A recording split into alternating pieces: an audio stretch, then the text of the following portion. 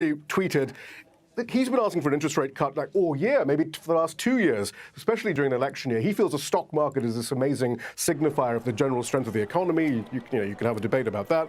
But Trump has already tweeted the Federal Reserve is cutting but must further ease and, most importantly, come into line with other countries' competitors. We are not playing on a level field, not fair to USA. It's finally time for the Federal Reserve to lead more easing and cutting. That's from Donald Trump.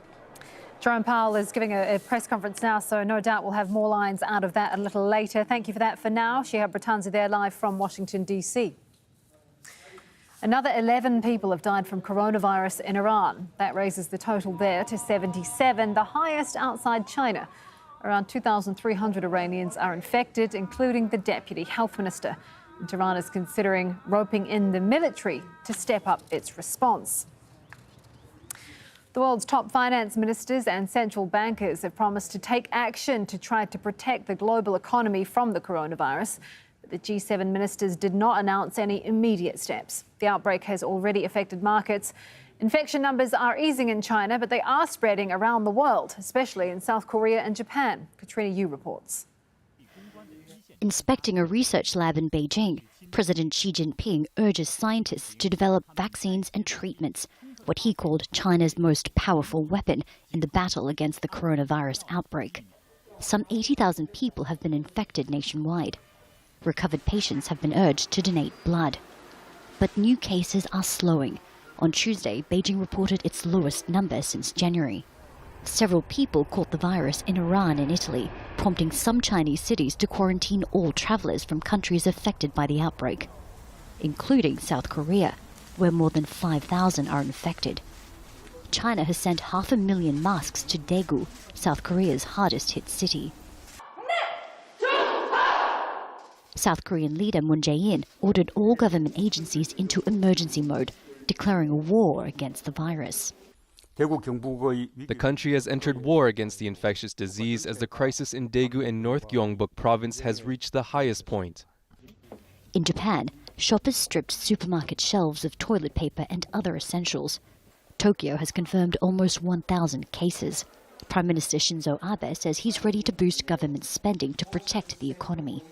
We will scrutinize the impact of the coronavirus on the global and Japanese economies. If further steps are deemed necessary, we will take action without hesitation. Australia's central bank cut interest rates to a record low. About 40 cases have been confirmed there. Chinese cities brought to a standstill by the virus are coming back to life. Some provinces are preparing to reopen schools as early as next week. The government says the outbreak is under control, but with many tough restrictions still in place nationwide, it seems to be having trouble convincing the public to be alert, but not alarmed. Katrina Yu, Al Jazeera, Beijing. Tennessee's Emergency Management Agency says 19 people have been killed after a series of tornadoes swept across the state. This was the trail of destruction left in downtown Nashville. Buildings have been torn apart and power lines and trees brought down. Some polling stations were also damaged, affecting Super Tuesday voters. Still ahead here on Al Jazeera. Tribal loyalties in Libya put to the test as the conflict shows no sign of slowing.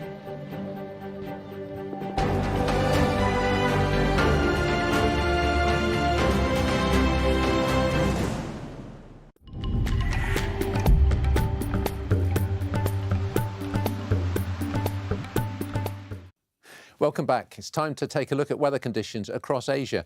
And in northeastern areas, we've got this developing area of low pressure giving some heavy snowfall across northern parts of North Korea and the far east of Russia. And that's going to make its way across the Sea of Japan into Hokkaido.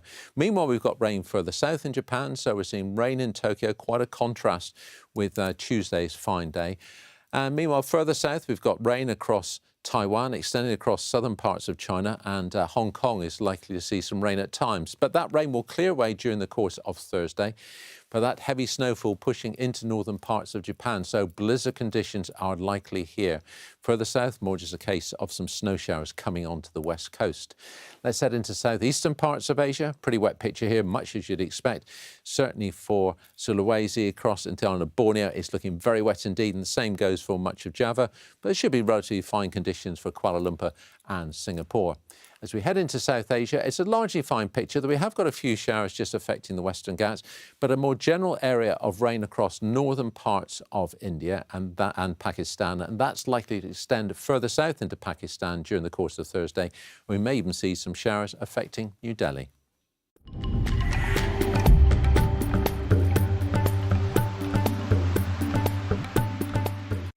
In 2011, Al Jazeera reported from Tanzania on the sinister trade in the body parts of albinos. This is where they put Adam's finger. They put his right hand here and chopped all these parts. Rewind revisits a survivor, mutilated to service the rituals of witchcraft. Where is the albino bone? They crushed it in the medicine. Rewind, Spell of the Albino, on Al Jazeera.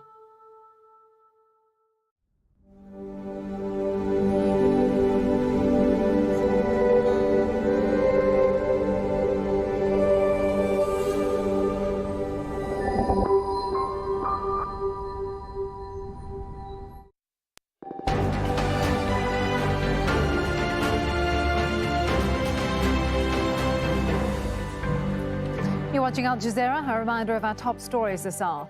Turkish forces have shot down a Syrian government warplane in Idlib province. It's the third Syrian fighter jet downed in 3 days as Turkey escalates a campaign against Bashar al-Assad's forces. The US Federal Reserve has cut interest rates by 0.5 percentage point. The Fed says it's an emergency move to protect the economy from the impact of the coronavirus. 19 people have been killed after a series of tornadoes swept across the state of Tennessee. Some polling stations were also damaged, affecting Super Tuesday voters. Well, as I just mentioned, it's Super Tuesday in the United States, the biggest day in the Democratic campaign to become the presidential nominee. Among the hopefuls is frontrunner Bernie Sanders, who cast his vote in his home state of Vermont. Well, as I just mentioned, one of 14 states deciding today who will take on Donald Trump in November. More than a third of the total delegates are up for grabs. Jason Nichols is a Democratic strategist and lecturer at the University of Maryland. He joins us from Washington, D.C. Really good to have you on the program, Mr. Nichols. Bernie Sanders has been benefiting from division in this field. Is Super Tuesday likely to change things? Is this ever going to become a two-horse race? I think it pretty much already is. You're going to see Michael Bloomberg is going to underperform. He's going to find out pretty much that he wasted about $500 million of his own money.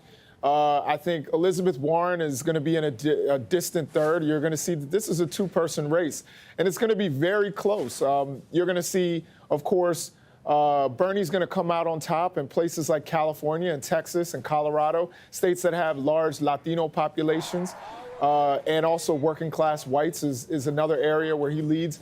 But Biden, with the two endorsements from Klobuchar and from Buttigieg, and also in Texas, from Beto O'Rourke, actually helps him very much. And I think this is going to be a razor-thin Super Tuesday. Joe Biden obviously had a big win going into this in South Carolina. People have been calling it a springboard into Super Tuesday. But does he have infrastructure in the Super Tuesday states?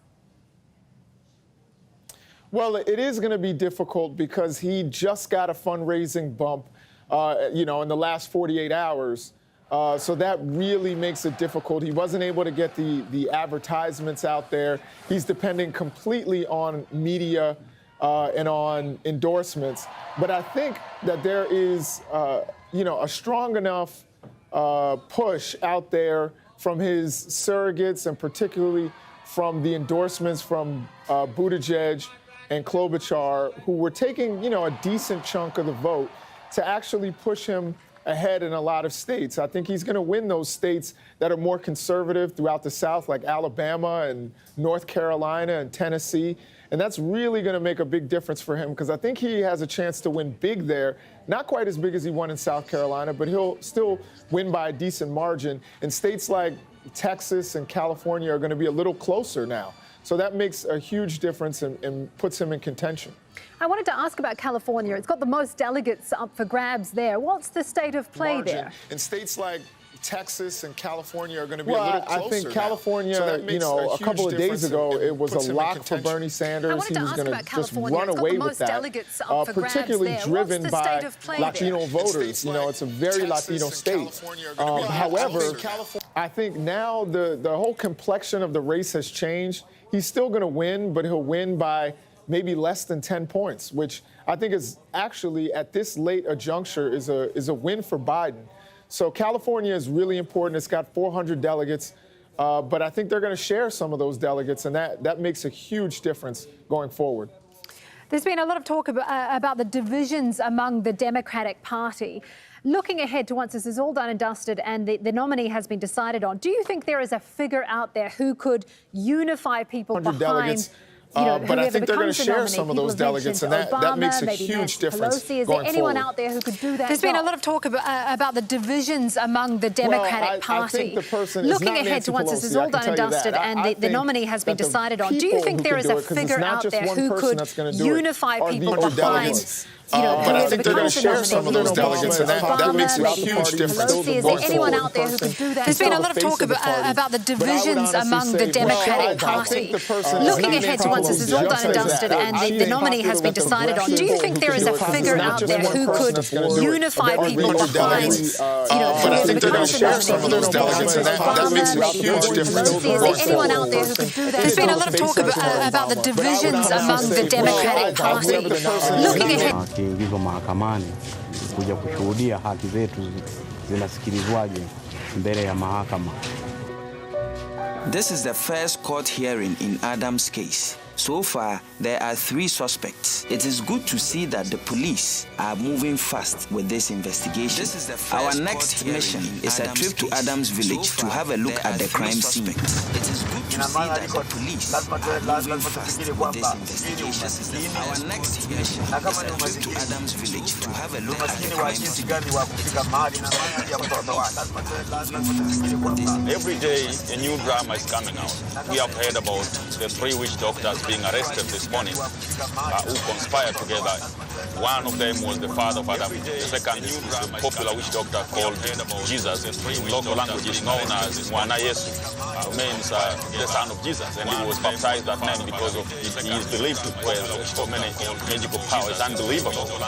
And then we have the third. We are told there's a very huge crowd who visit him several times for remedy and also for fortune seekers.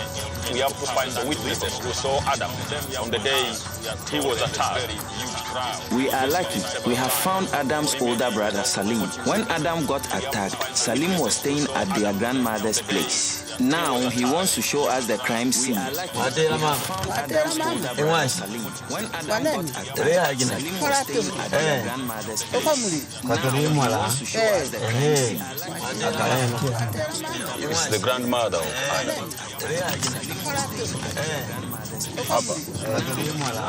This is Adam's home. It's the grandmother of Adam. This is Adam's home. Hapa palipotokea matukio. Ni hapa. Hapa.